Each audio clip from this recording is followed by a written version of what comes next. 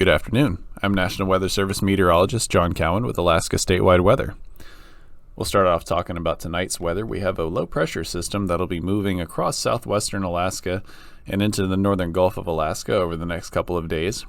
And that system will help bring in moisture and some cooler temperatures into those areas as we get into this weekend.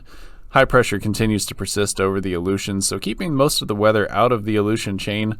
Some moisture is trying to sneak over the northern fringe of that high pressure system, though, so we do have a fairly active pattern that'll be moving into western Alaska over the next few days. The Panhandle has had some warmer temperatures over the last few days, and that's led to some snow melt across the area, so we do have a flood advisory in effect for the Chilkat River through 10 p.m. tonight for some higher river levels in that area. As we get into Friday, our low pressure center will start to reinforce itself over the northern Gulf of Alaska and really help to bring in moisture and cooler temperatures across the Panhandle into south central Alaska. So a fairly rainy day is expected for Friday across south central Alaska.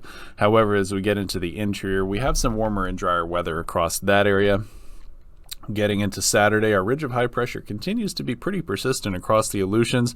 However, we do have a front that sneaks across the northern portion of that ridge and starts to get into the YK Delta and portions of the Seward Peninsula. So some showery weather is expected for Saturday across far western Alaska. However, the interior does look to stay pretty warm for the weekend, starting to dry out in south central Alaska as well, although we do have that low pressure center continuing to remain over the northern Gulf of Alaska. So the Panhandle looking at showery weather along with most of the northern Gulf coast of Alaska.